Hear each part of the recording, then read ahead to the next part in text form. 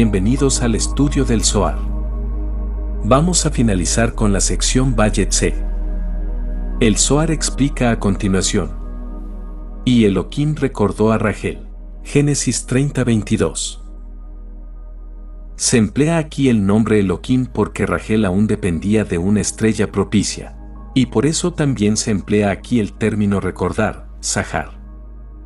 En cambio, acerca de Sara está escrito que Hashem la visitó, como ya vimos en Génesis 21:1. Porque ella no dependía de una estrella propicia, y por lo tanto, en su caso todas las fuerzas estaban combinadas. La razón por la que en su caso se emplea el término visitar, es que, recordar, ya se había usado antes, y la llave para el nacimiento de niños ya había sido entregada a la fuerza del mundo inferior, habiendo el santo bendito sea declarado, pero mi pacto estableceré con Isaac, a quien Sara dará a luz para ti en ese tiempo, Génesis 17:21. Desde entonces Isaac fue recordado en la esfera más alta, y ahora fue notificado en la esfera del principio femenino, bajo el proceso de visitar, de modo de efectuar una unidad de ambas fuerzas. Rabí ya discurrió aquí sobre el versículo. Y más aún que he oído el gemido de los hijos de Israel, a los cuales los egipcios mantienen en servidumbre, y yo he recordado mi pacto. Éxodo 6:5. La expresión recordar se emplea aquí porque era un proceso que tenía lugar en lo alto, encima del curso estelar, es decir, desde el Masal y en virtud del principio masculino. Llegando a la cima del proceso de visitar, que opera en el exilio aquí abajo, en virtud del principio femenino. En sentido análogo está escrito, y Elohim recordó a Rachel, que tiene un sentido similar al del pasaje, y yo recordé mi pacto. Y bien, si decimos que el término visitar solo se emplea para el principio femenino, la Sejiná, encontramos una dificultad en el texto. Yo seguramente te he visitado. Pues, ¿cómo podría hablar así la Sejiná, dado que ella estaba en exilio, y de hecho, ¿cómo podía ella aparecer a Moisés? Pero en verdad, en este pasaje hay una significación profunda, porque como el sol, aunque su centro está en el cielo, extiende su fuerza y su poder a través de la tierra. Así la tierra toda está llena de su gloria, de modo que mientras el templo existía, la tierra toda, es decir, la tierra santa, estaba llena de la gloria del santo bendito sea. Pero ahora que Israel está en exilio, la Sejiná está en lo alto, más su poder aún rodea a Israel de modo de protegerlo, a pesar de hallarse en una tierra extraña. Es que la Sejiná está aquí abajo y en lo alto. La Sejiná en lo alto mora en los 12 carros sagrados y las 12 Hayot superiores. La Sejiná inferior está entre las 12 tribus, y así están entrelazadas la Sejiná superior y la Sejiná inferior, y ambas operan juntas y simultáneamente. Cuando Israel está en exilio, la Sejiná superior no se halla completa, y esto es lo que se quiere expresar al decir que la Sejiná está en exilio cuando Israel está en exilio. Es como un rey que ha perdido un hijo y que como un signo de su pesadumbre da vuelta su lecho, y desparrama espinas y abrojos sobre su lado inferior, y luego se acuesta encima. De manera similar, cuando Israel fue al exilio y el templo fue destruido, el santo bendito sea tomó abrojos y espinas y los puso debajo suyo, como está escrito, y el ángel del Señor se le apareció en una llama de fuego de en medio de una zarza, Éxodo 2:12, y la razón de ello es que Israel estaba en exilio. Ahora estaba visitando, como el recordar ya había tenido lugar, según está dicho, y yo recordé mi pacto. Entonces, primero hubo un recordar, por lo cual ahora sería un visitar. Y el visitar completa al recordar previo. De manera similar, respecto de Sara dice, y Hashem visitó a Sara. Pero aquí en el caso de Rachel, como ella aún no había sido recordada antes, no dice visitada, sino recordada, un término que concierne a la suerte o destino, el Masal. Rabí Yehudá y Rabí Hizquía caminaban una vez de Capadocia a Lud, el primero cabalgando y el segundo a pie. Rabí Yehudá desmontó y dijo: de ahora en adelante ocupémonos con exposiciones de la Torá, en armonía con la orden, atribuid grandeza a nuestro Dios. Deuteronomio 32:3. Rabí Hizquía dijo: es una lástima que no seamos tres, pues entonces uno podría exponer mientras los otros dos concordarían. Rabí Yehudá agregó: esto solamente se aplica al recitado de las bendiciones, mencionando uno el nombre del santo bendito sea, y los otros dos responden en armonía con este versículo: cuando yo proclamo el nombre del Eterno, atribuid vosotros grandeza a nuestro Dios. Deuteronomio 32:3. Pero con respecto a la Torá, también dos pueden estar sentados juntos y alabar al Todopoderoso por la gran bendición que es la Torá. Entonces Rabí Hizquía preguntó: ¿por qué se requieren tres para el recitado de las bendiciones? Su compañero respondió: acabo de explicarlo, pero en verdad hay una virtud mística en el número 3 para pronunciar las alabanzas del Todopoderoso, pues de esta manera las bendiciones se establecen a través de un simbolismo superior. Mientras seguían caminando, Rabí Yehudá dijo: hemos aprendido que hay un recordar para bien y un recordar para mal, una visitación para bien y una visitación para mal. Ejemplos de recordar para bien son: pero en consideración para ellos yo recordaré el pacto con sus antepasados. Levítico 26:45.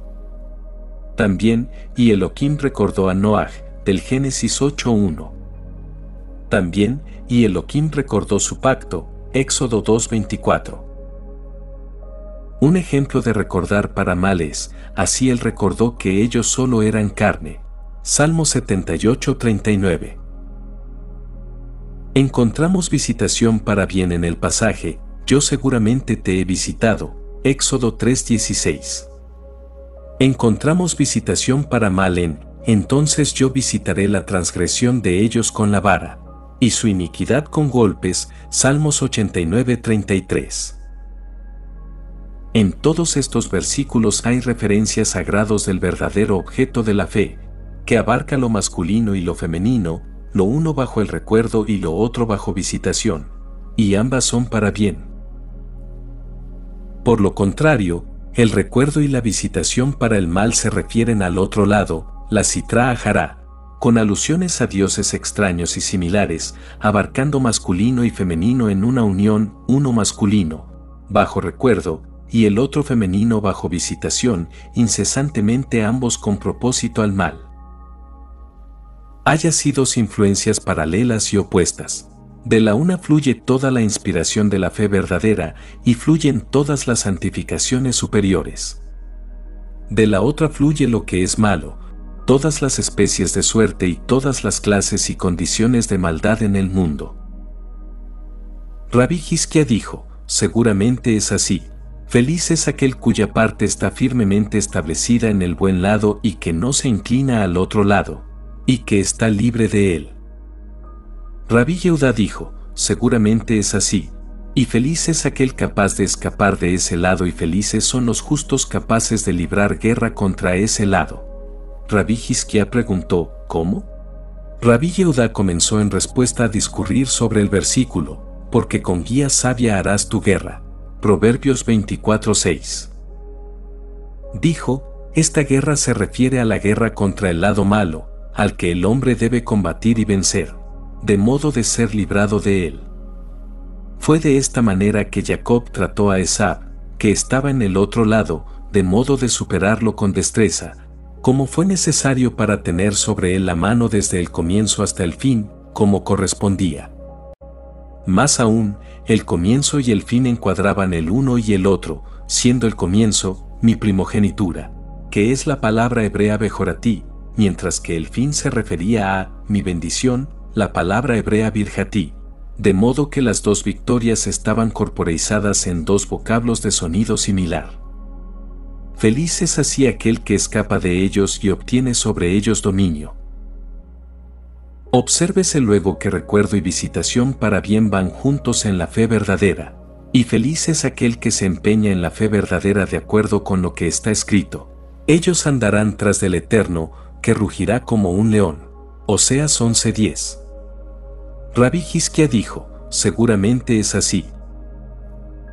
Observa que cuando un hombre reza, no ha de decir, oh, recuérdame y visítame, dado que recuerdo y visitación pueden ser para mal como para bien, y las malas fuerzas están prontas para tomar las palabras del orante, y así hacer recuerdo de los pecados de ese hombre y traer castigo sobre él. A menos claro está, si es un hombre perfectamente justo, de modo que cuando se investiguen sus pecados ello no le afectará. Así fue con Nehemías cuando dijo, recuérdame, oh Dios mío, para bien, escrito en Nehemías 13:25. Luego, cuando un hombre reza, es mejor que se junte a la masa general de la comunidad. Podemos tomar ejemplo de la tsunamita y su respuesta al profeta Eliseo. Aconteció que era el día de Año Nuevo, en el cual la corte celestial está en sesión juzgando al mundo, y Dios es llamado Rey del juicio. Cuando Eliseo le habló a ella y le preguntó, ¿quisieras tú que se hable por ti al rey? Ella contestó, yo resido entre mi propio pueblo, que es como si hubiera dicho, no deseo ser señalada en lo alto, sino solamente ser contada en la multitud, y no hallarme separada de ella. Así, se requiere que el hombre se mezcle entre la masa y no se aísle, de manera que no se tome nota especial de sus pecados, como ya se explicó. Rabí Yehudá discurrió sobre el versículo. ¿Se te han revelado las puertas de la muerte? ¿O has visto las puertas de las sombras de la muerte? Job 38:17. Dijo, el santo bendito sea dirigió estas palabras a Job cuando lo vio perplejo ante el problema de la justicia divina. Job había dicho, aunque él me mate, yo sin embargo confiaré en él, Job 13:15. En él, se dice en hebreo con la palabra, lo. Vemos que la palabra, lo, está escrita con una alef, y significa no, y se lee como con una bab que significa, en él. En respuesta, el santo bendito sea le dijo en interrogación, ¿soy yo el que mata a los hijos de los hombres? ¿Se te han revelado las puertas de la muerte? ¿O ves tú las puertas de las sombras de la muerte? Hay siempre tantas puertas abiertas en ese lado, sobre las cuales gobierna la muerte a escondidas de los hijos de los hombres que no la conocen. Aquí se mencionan muerte y la sombra de la muerte. Son un par, siendo uno el ángel de la muerte y el otro su cabalgadura, el grado Geburá, que también es su sombra protectora y su fuerza protectora, ambas ligadas entre sí formando un solo ser. Todos los grados que salen de ellas y están ligados a ellas forman sus puertas, correspondiendo a las puertas en lo alto, de las que está escrito, levantad vuestras cabezas, oh puertas, del Salmo 24:7, y que se llaman ríos y arroyos que corren por las 6 direcciones del mundo. Están estas puertas de la muerte y de la sombra de la muerte que emanan del otro lado, formando ciertos grados que gobiernan sobre el mundo. Las puertas de la muerte y las puertas de la sombra de la muerte son hembra y varón combinadas en uno.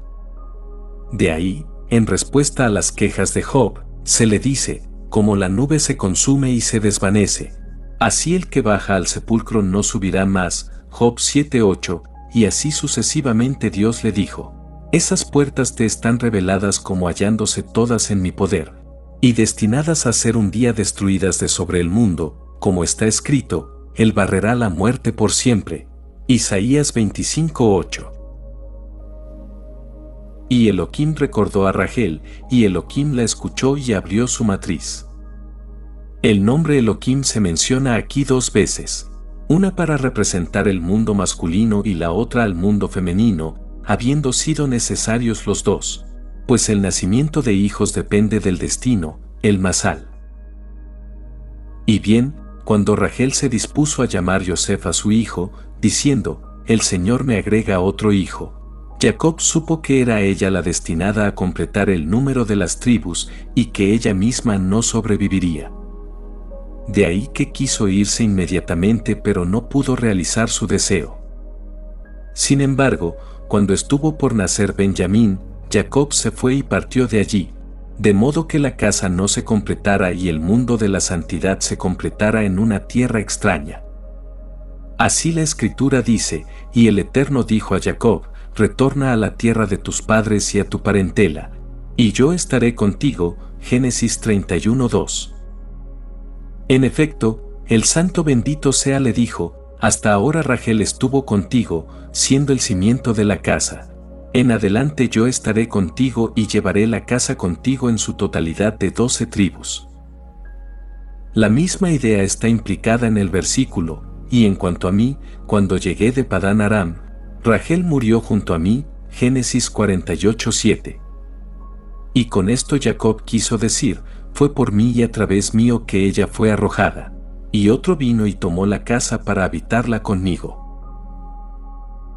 Después vemos que Jacob, con intenciones de irse, habla con Labán. Y él dijo, indícame los salarios, y yo lo daré. Rabí Isaac dijo, el término Nakeba, siendo aquí la frase, los salarios, indica afín a Nukba, o sea, es equivalente a la hembra. Y significa que el malvado Labán se dijo, veo que Jacob solo tiene ojo para mujeres, en consideración a las cuales quiere servirme.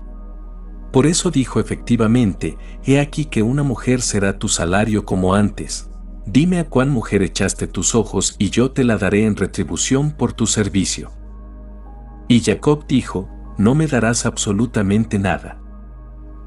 Jacob dijo en realidad, lejos de mí tal cosa, pues en todos mis actos soy celoso de la gloria del Rey Santo, y de ahí que no me darás nada absolutamente, pues mi mente no está en eso. Y ese día apartó los machos cabríos. Rabí Eleazar citó aquí el versículo. Eterno, ¿quién residirá en tu tabernáculo? El que camina en perfección y obra justicia y habla verdad en su corazón. Salmo 15:1. El que camina en perfección se refiere a Abraham, el cual, después de haberse circuncidado, fue llamado perfecto. Y obra justicia se refiere a Isaac. Y habla verdad se refiere a Jacob, el cual efectivamente se ligó a la verdad. Siendo así, ¿por qué entonces actuó hacia Labán en esa manera? La razón es que Jacob quiso ver si la hora le era propicia, pues le está permitido a un hombre probar su suerte antes de regresar a su país. Si encuentra fortuna favorable, entonces está bien, pero si no, no ha de actuar antes de que su suerte le haya vuelto. Está escrito, así mi justicia atestiguará contra mí después. Pues no intentó obtener de Labán nada por nada, pero actuó de manera totalmente honesta y recta, y más aún, pidió a Labán permiso para partir. De ahí que Labán dijo, he observado los signos, y el Señor me ha bendecido en consideración a ti. Pues Labán probó a Jacob por toda suerte de adivinaciones, y encontró que le trajo suerte. Por Jacob obtuvo cada mes 100 ovejas y 100 corderos y 100 chivos, más de lo que su rebaño acostumbraba a producir. Rabí Abba dijo, Jacob le aportó cada mes 1000 ovejas y 1000 corderos y 1000 chivos de más. Esto lo prueba el versículo, cuando Jacob dice, pues era poco lo que tuviste antes de que yo vine, y ha aumentado abundantemente, y el Eterno te ha bendecido en consideración a mí. Porque una bendición de lo alto nunca resulta en menos de 1 millar de cada especie. Así hubo un excedente de 1000 en las borregas de Labán, y lo mismo en sus corderos y en sus chivos, hasta que obtuvo gran riqueza, y todo mediante Jacob. Pero cuando Jacob vino por su recompensa, solo obtuvo 10 de cada especie, y aún esto lo consideró gran riqueza. Entonces solo tomó para sí una parte pequeña de todo lo que contribuyó para beneficio de Labán, aun de aquello que hubo de tomarlo forzadamente, mediante las varas que colocó frente al rebaño. Observad cómo Jacob en su simplicidad hizo todo lo posible para satisfacer a Labán, y al traerle toda esta riqueza él solamente pidió los manchados. Pero por todo eso Labán consintió a esto, de manera que al final no le dejaría tenerlo, pero tomó 10 de cada especie y se los envió con sus hijos, diciendo, toma estos y lo que ellos produzcan de la clase que tú dices será tuyo. Así, está escrito, y tu padre me ha defraudado, Génesis 31:7, y también, y has cambiado mis salarios 10 veces, Génesis 31:14. Siendo el vocablo que significa veces, afina al vocablo que significa especies, indicando 10 de cada especie. De este modo, cualquiera que fuese el acuerdo que Labán hacía con Jacob, retrocedía de su palabra y le quitaba todo, hasta que el santo bendito sea se compadeció de él y arrebató lo que era suyo por la fuerza. Rabí Eleazar observó que todos estos versículos contienen lecciones profundas, basadas en lo que hemos aprendido de la tradición, es decir, que algunas bendiciones de arriba se obtienen por acción, algunas por palabra y otras por devoción. De manera que quien quiere hacer descender sobre él bendiciones debe practicar la plegaria, que consiste de lenguaje y devoción. Pero hay bendiciones que no se pueden obtener por plegaria, sino solamente por acción. Observad que Jacob actuó siempre con sabiduría. Leemos, y él colocó las varas que había descortezado enfrente de los rebaños, en las pilas de los abrevaderos del agua. Todo esto fue hecho con sabiduría esotérica, como para extraer bendiciones de la fuente principal que irriga todos los grados superiores, que eran su suerte y parte. Las varas eran simbólicas de los grados que corporeizan juicio, que él había descortezado, es decir, cuya severidad él había ablandado. La frase, en las pilas, la cual se dice, Barojatim, encuentra su eco en la palabra, Barejatim, que son las mismas letras y que significa, trenzas, y que encontramos en el pasaje. El rey está atado a sus trenzas, del Cantar de los Cantares 7:6. Lo que indica que el rey superior está atado y ligado a esos acueductos superiores, de los que fluyen bendiciones para todos, y que son, Keter, Jokma, y Biná, que fluyen hacia Seirampín. Por eso vemos que dice, que fluye en los abrevaderos, es decir, en los ríos y arroyos que corren hasta alcanzar su reservorio final, o lo que es lo mismo, las sefirot de Seirampín que luego fluyen hasta Malhut. Luego vemos que dice, donde los rebaños venían a beber, lo cual es paralelo al versículo. Ellos dan de beber a todo animal del campo, los asnos salvajes calman su sed, Salmo 104:11, lo que alude al reservorio, al lugar de reunión de todas las aguas que sirven de beber. Después dice, y ellas fueron calentadas. Cuando el viento norte sopla, las aguas se congelan y ellas dejan de fluir, de modo que nadie viene a beber de ellas. Es el tiempo cuando el juicio pende sobre el mundo y el frío del norte hiela las aguas. Esto indica cuando el rigor de la Geburá no deja que la bendición pueda descender. Pero cuando aparece el viento del sur, que es el Gesed, las aguas se vuelven más calientes, y es derretido el hielo, o sea, es derretido el rigor.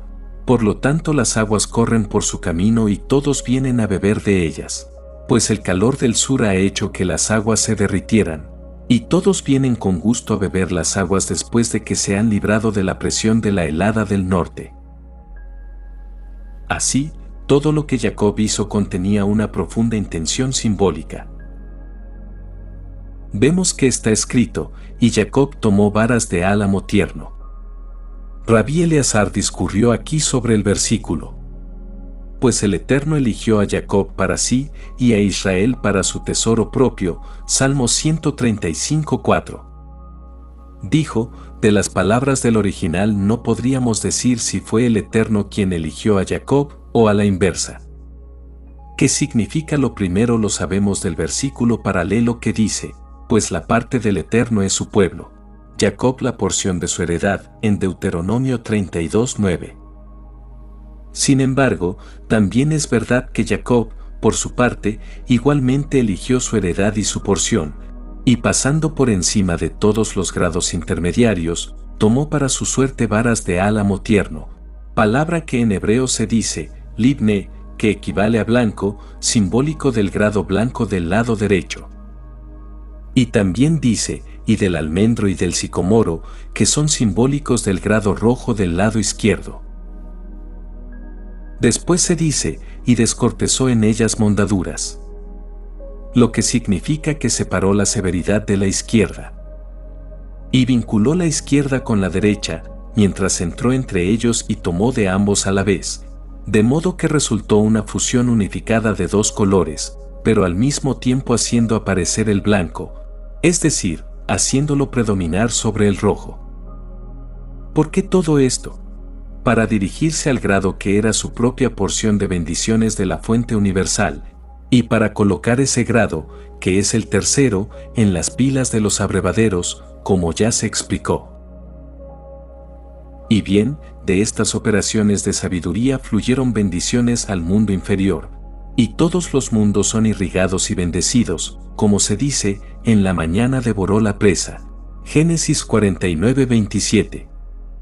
Y después dice, y al anochecer dividió el botín, siendo la mañana alusión al mundo superior y la noche alude a este mundo físico. De manera que las bendiciones pasaran a todos los mundos inferiores. Jacob también tomó su porción de esas bendiciones que permanecían sobre él en este mundo, tanto más que él es la porción y la heredad del Santo bendito sea.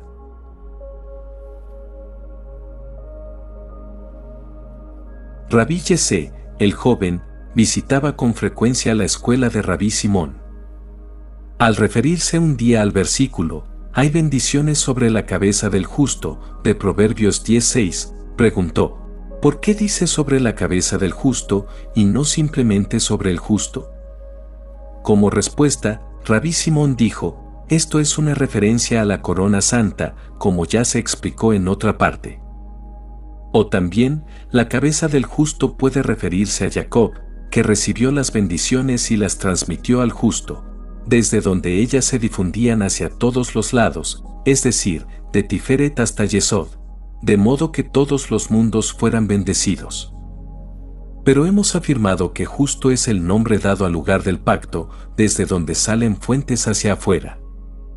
Y exactamente como la abertura de un casco de vino, por la cual el vino sale, se llama cima o cabeza del tonel, así este lugar se llama la cabeza del justo cuando fluye en la hembra, o sea en Malhut.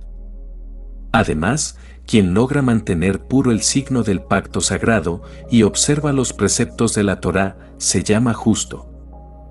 Y se llama así desde la corona de su cabeza hasta la planta de su pie. Cuando en el mundo fluyen bendiciones, ellas descansan sobre su cabeza, desde donde se difunden a través del mundo por intermedio de los santos y dignos hijos que él cría.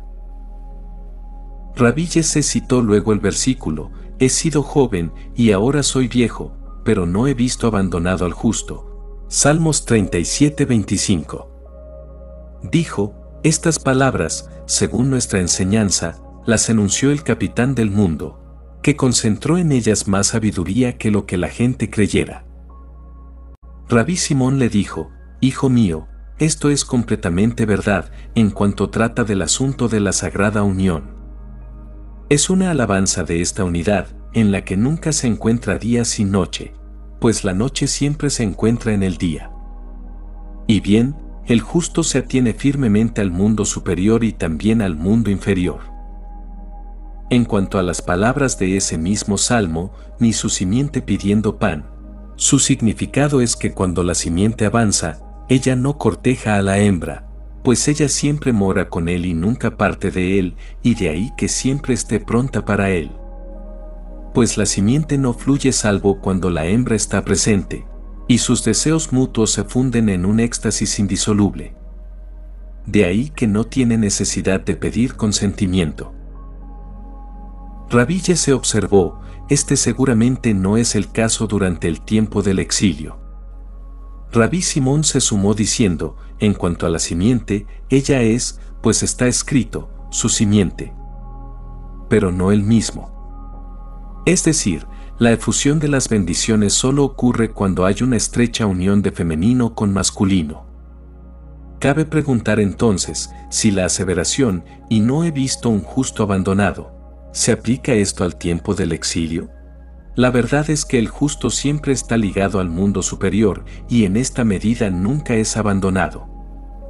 Así, en un tiempo, o sea, en el tiempo del exilio, el justo no es abandonado del lado del mundo superior, al cual se atiene firmemente, mientras que en otro tiempo no es abandonado de los dos lados, ateniéndose firmemente a ambos, al mundo superior y al mundo inferior, de modo que efectivamente no es abandonado nunca.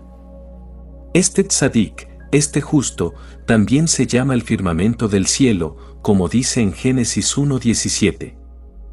Pues hay dos firmamentos similares, uno al comienzo y uno al fin de la serie de 8. El más alto es el firmamento octavo, en el cual están puestas todas las estrellas menores y las mayores.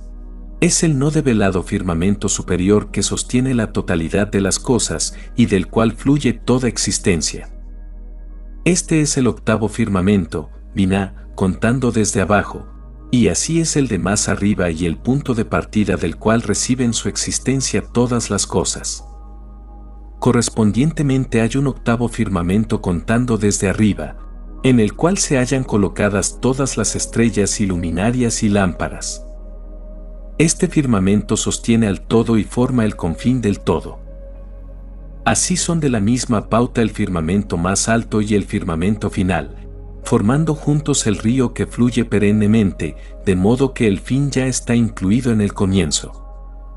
De ahí que está dicho, y Elohim las colocó en el firmamento del cielo. ¿Con qué propósito? Para alumbrar sobre la tierra. Pero hay una diferencia entre los dos firmamentos, pues mientras el superior sostiene y nutre al mundo superior en el que está colocado, y todos los lados superiores, el firmamento inferior sostiene y nutre al mundo inferior y todos los lados inferiores. Cabe preguntar, ¿qué significa aquí el mundo superior, dado que el octavo firmamento superior, que es oculto e indescubrible, es el mismo mundo superior y se llama así? Pero la verdad es que mientras forma el mundo superior propiamente, todos los que de él emanan también se designan por ese nombre. Lo mismo ocurre con los que emanan del mundo inferior, llevando también ellos el mismo nombre, pero todos ellos forman una unidad. Bendito el Eterno por siempre.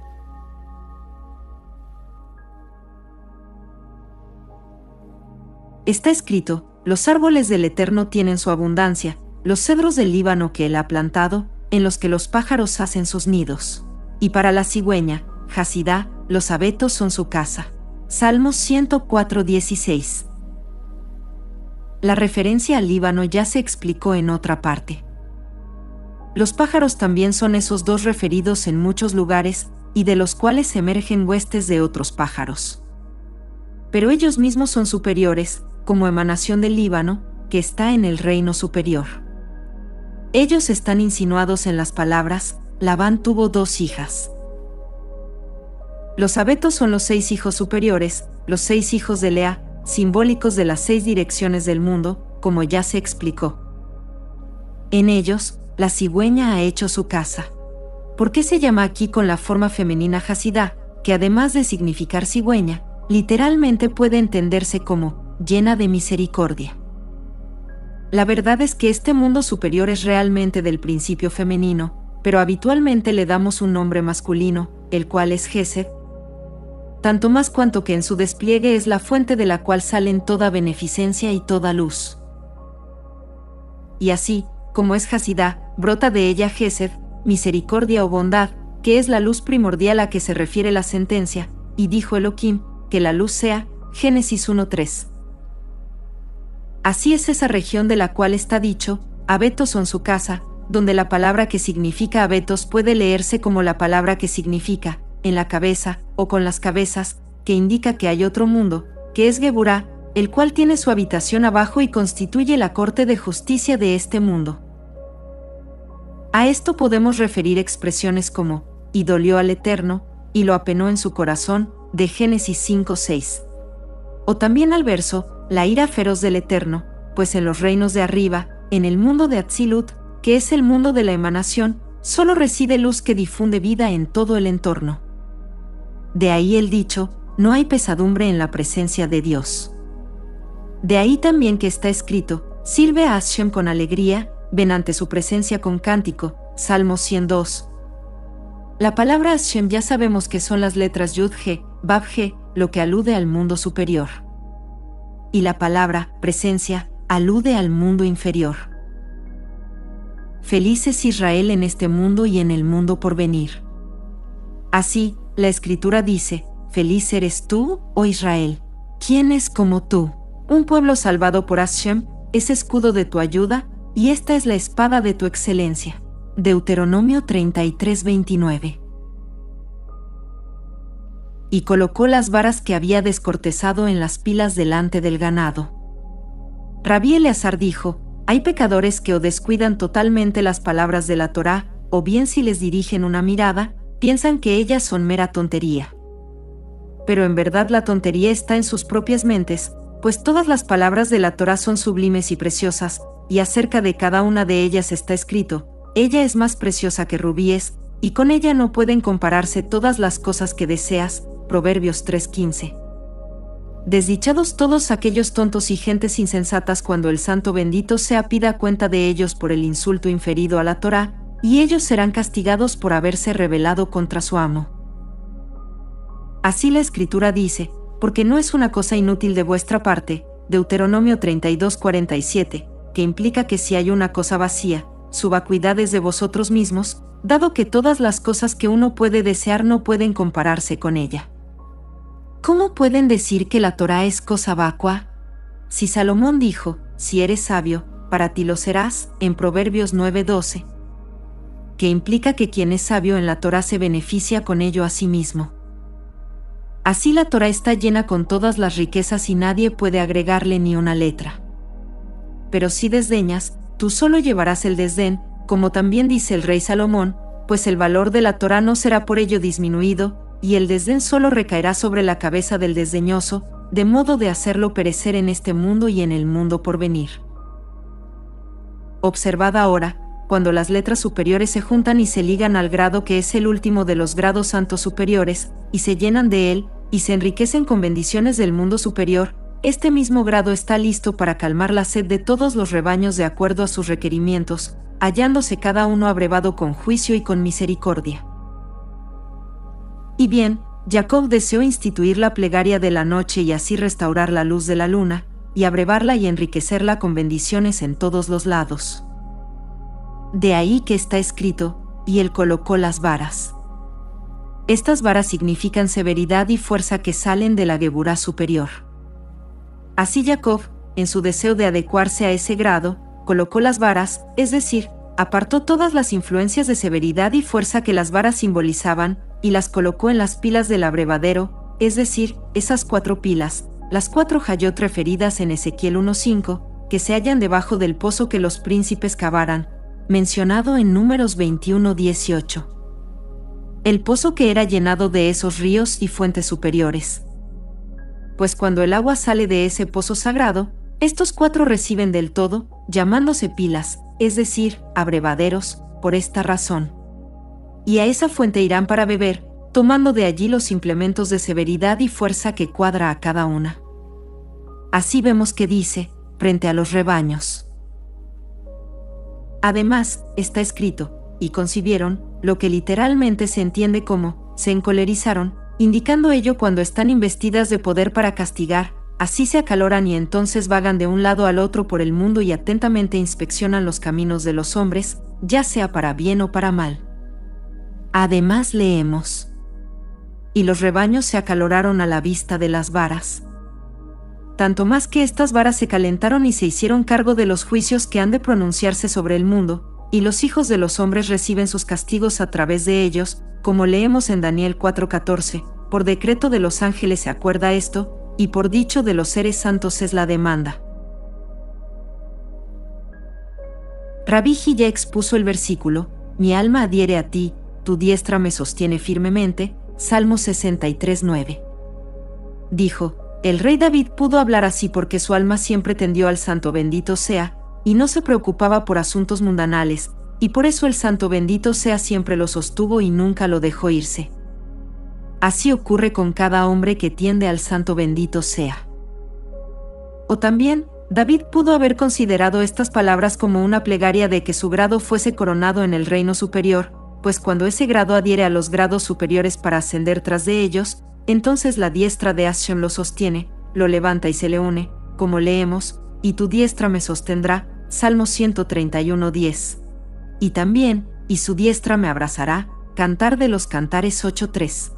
De ahí las palabras de David, tu diestra me sostiene firmemente. De quien se atiene firmemente al Santo bendito sea Él, está escrito, su mano izquierda estará bajo mi cabeza, y su mano derecha me abrazará, expresión que indica una perfecta vinculación y unión. Cuando el agua se derrama en esas pilas, ellas se llenan en los 4 lados, de modo que todos los rebaños, cada uno de su lado propio, pueden tener agua. Y bien, cuando Jacob ensayó perfeccionar su grado, eligió para sí el lado derecho que le cuadraba, y dejó que partiera de él el lado izquierdo que no le cuadraba, como está escrito, y puso aparte sus propias tropas, y no las puso en los rebaños de Labán. Aparte quiere decir, por él mismo, de modo de no aprovechar de ídolos ajenos de los otros lados. Feliz la parte de Israel, de quien está escrito, pues tú eres un pueblo santo para el Eterno tu Dios, y el Eterno te ha elegido. Deuteronomio 14:2. Y bien, Jacob era la corona y el compendio de los patriarcas, los resumía a todos y por eso quiso restaurar la luz de la luna, lo mismo que instituir la plegaria de la noche. Y toda esta obra le complacía, pues con ella perfeccionaba los aspectos de la santidad que pertenecían a su lado, y separaba su porción de la porción de las otras naciones. Restaurar la luz de la luna es orientar la conciencia humana hacia la conciencia divina, especialmente durante la relación conyugal. Y respecto a la plegaria de la noche es como ya se dijo anteriormente. Así es como ya se dijo, que él perfeccionaba los aspectos de la santidad que pertenecían a su lado, mientras que separaba su porción de la porción de las otras naciones. Los primeros son los lados superiores, santificados con las santidades superiores, mientras que los últimos son manifiestamente contaminados e impuros.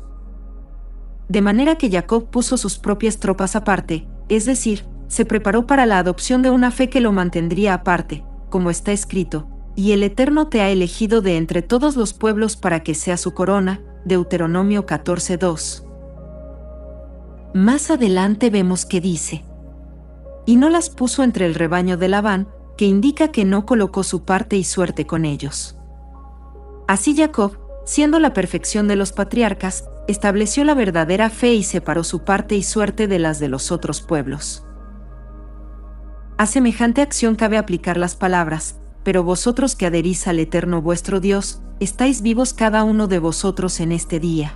Deuteronomio 4:4.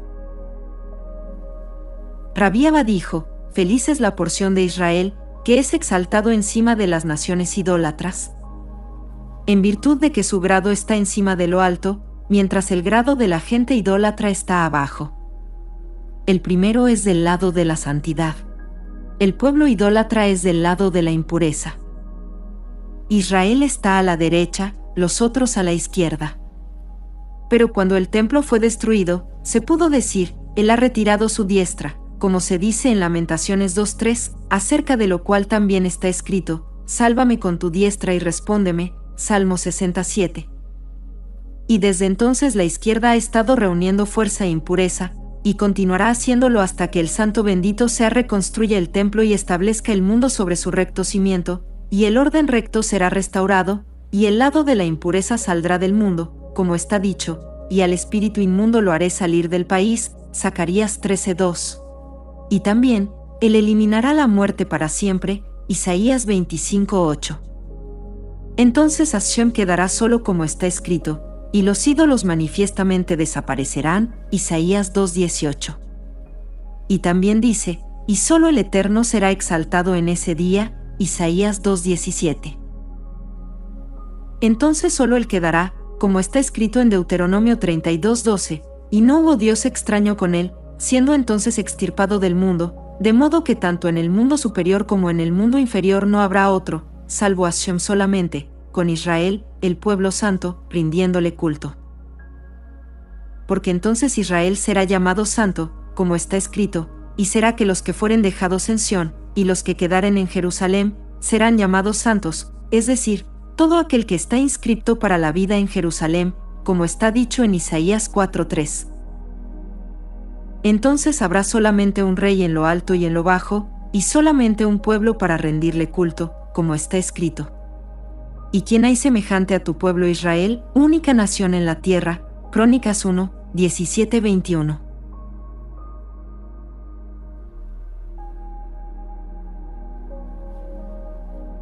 Rabí Isaac y Rabí Yesé marchaban una vez juntos por el camino. Rabí Yesé dijo: Mira, la Sejiná está cerca de nosotros. Por eso dediquémonos a una exposición de la Torá, pues quien se ocupa con la Torá la acerca así. Entonces Rabí Isaac comenzó un discurso sobre el versículo. El Eterno vive y bendita sea mi roca y exaltado sea el Dios de mi salvación. Salmos 18:47. Este versículo tiene un significado recóndito. Sabemos que al Eterno se lo llama el viviente, de modo que hay un justo viviente en lo alto, y de manera correspondiente, hay un justo viviente aquí sobre la tierra. En lo alto es Hashem el llamado viviente, y aquí abajo es llamado viviente el hombre justo, como está escrito, y Benayá el hijo de Jehoyadá, el hijo de un hombre viviente. Se lo llamó así porque era un hombre justo, y al hombre justo se lo llama viviente. Las palabras, bendita sea mi roca, tienen la misma referencia, pues el viviente y el bendito nunca se separan. Y cuando están unidos se llaman cisterna de aguas vivas, el uno fluye hacia adentro y el otro se llena con él. La frase, y exaltado sea el Dios de mi salvación, indica al mundo superior, que es alto y exaltado sobre todo, en cuanto de él sale todo, aun la corriente con la que se llena el pozo, recibiendo de allí bendiciones para difundirlos entre todos los moradores del mundo inferior. Y cuando el todo está apropiadamente lleno, entonces, exaltada será la roca de salvación. Rabí Yesé discurrió después sobre el versículo. No apartó de los justos sus ojos, antes bien los coloca con los reyes sobre el trono, y los hace sentar. Job 36:7. Dijo: Cuando cesa la dominación de los inicuos y ellos desaparecen del mundo, entonces los justos obtienen dominio, como está dicho, Él no deja que viva el malvado y concede justicia a los pobres. Job 36:6. Las palabras, Él no aparta sus ojos de los justos, son paralelas al texto, los ojos del Eterno se dirigen al justo, del Salmo 34:16. Luego, la frase, lo coloca con los reyes sobre el trono, se refiere a los reyes unidos a sus tronos, y a los cuales Él estableció por siempre de modo que queden inamoviblemente establecidos. Después el verso sigue. Y ellos son exaltados, es decir, para gobernar sobre el mundo de modo que el trono queda firmemente asentado sobre sus sostenes. O también puede significar que ellos levantan el trono y lo colocan en lo alto, de modo que se una a su lugar propio, y así haya una unidad completa. Mientras proseguían por su camino, vieron a un hombre que venía hacia ellos cargando a un niño sobre sus espaldas. Rabí Isaac dijo: Este hombre es sin duda de Judá, y quiere dar a la gente una posibilidad de efectuar una buena acción. Rabí Yesé dijo: Seamos los primeros en sacar ventaja de la oportunidad. Cuando llegó a ellos, Rabí Yesé le preguntó: ¿Dónde está tu bolsa de comida? Él respondió: Nada tengo, para que la gente alcance el mérito dándome una limosna. Yo tenía 2 hijos, pero el ejército llegó al pueblo y se los llevó cautivos. Ahora estoy caminando para brindarle a la gente la oportunidad de ganar méritos. A esto los 2 aprovecharon de la ocasión y le dieron alimento de comer. El de Judá comenzó entonces un discurso sobre el versículo. Mi alimento que me es presentado para una ofrenda hecha con fuego, de sabor dulce para mí, observaréis de ofrecérmelo en la estación de vida. Números 28:2. Dijo: la ofrenda traída al Santo bendito sea cada día, era con el propósito de alimentar al mundo y proveer sostén al mundo de arriba y al mundo de abajo, con el resultado de que cada uno es adecuadamente aprovisionado. Las palabras, mi alimento que me es presentado como una ofrenda, tienen su paralelo en el versículo, yo he comido mi panal con mi miel, he bebido mi vino con mi leche, del Cantar de los Cantares 5:1. Mientras que las palabras, hecha con fuego, son paralelas al verso. Comed, oh amigos, bebed, bebed abundantemente queridos. Y bien, si el santo bendito sea asigna alimento arriba para que de él haya alimento dispensado abajo, con cuanta más razón debe el que ofrece alimento, para la preservación de un alma, ser retribuido en cuanto que Hashem lo bendecirá y dirigirá el sustento desde lo alto, de modo que el mundo recibirá bendiciones por causa de él. Rabí Isaac observó, seguramente este es el sentido interno del versículo. Rabí Yese dijo entonces, este incidente ciertamente traduce la admonición de los sabios, de que nadie debe tratar nunca con desprecio a otro hombre, porque este hombre nos ha traído un doble privilegio. Entonces el extranjero continuó su discurso sobre el versículo arriba citado, pero en nombre de Rabí Eleazar. Dijo, la partícula et en ese verso se refiere a la comunidad de Israel. La ofrenda es un vínculo de conexión entre arriba y abajo. Mi alimento es una alusión al alimento que desciende de lo alto en respuesta a la agitación de aquí abajo.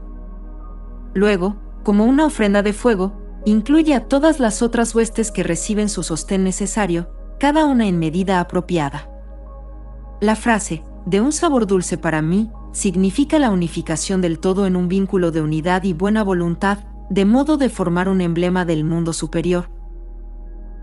Observad de ofrecérmela en estación de vida, se refiere al tiempo cuando Abraham se afanó para hacer la voluntad de Hashem, respecto de lo cual está escrito, y Abraham se levantó temprano por la mañana, Génesis 22:3. Y también al tiempo cuando Isaac fue atado sobre el altar, que ocurrió a la caída de la tarde. Rabí Yese dijo, en ese caso más bien habríamos esperado el plural, estaciones. En respuesta, el de Judá dijo, en el tiempo del sacrificio, a la hora de la tarde, se mezclan agua y fuego y se vuelven uno, y por eso dice estación y no estaciones. La expresión, observad de ofrecerme, se emplea en conexión con esta ofrenda solamente, por la razón de que esta ofrenda asciende al grado más alto en una entremezcla de derecha e izquierda, simbolizada por Abraham e Isaac. Dijo Rabí Yese, solo para oír esto valía la pena nuestra venida aquí. Feliz es Israel en este mundo y en el mundo por venir.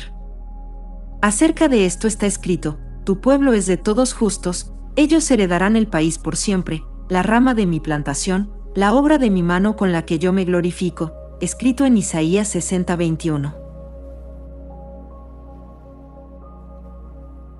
Después el Génesis dice, ahora fue Labán para esquilar sus ovejas. Rabí Yossi dijo, los terafim eran ídolos, llamados así despectivamente, siendo el nombre afín a la palabra que significa obscenidad. La prueba de que eran ídolos se encuentra en la pregunta de Labán. ¿Para qué robaste mis dioses? Lo mismo que en las palabras de Jacob, al responder, con quien encuentres tus dioses. Pues Labán era un gran hechicero que practicaba todas clases de artes mágicas, y fue por ese medio que aprendió todo lo que deseaba conocer. Rabí Hillá dijo que los poderes del ídolo derivaban de la hechicería. Rabí Yossi dijo que de la adivinación. Rabí Yehuda dijo, derivaban de una ceñida observancia de los tiempos y momentos para golpearlos y alejarse de ellos. En un momento el artífice usaría su mano para modelarlo, y otro descansaría. De ahí el término terafim, afín a eref, que significa descanso. Porque cuando el artífice lo hacía, el hombre que conocía las horas y los segundos apropiados estaba junto a él y le decía, golpea, y después decía detente. No hay otra obra que necesite una tal fijación del tiempo. Y bien, este ídolo mágico enunciaba continuamente mal consejo y estaba listo para dañar. Entonces Rachel temió que aconsejase a su padre que dañara a Jacob, y en razón del desprecio a su ídolo, lo colocó debajo de ella, de modo que no fue capaz de hablar, pues toda vez que era consultado acostumbraban barrer delante de él. Los terafim eran una imagen masculina y femenina, era necesario efectuar ante ellos un número de ceremonias antes de que hablaran.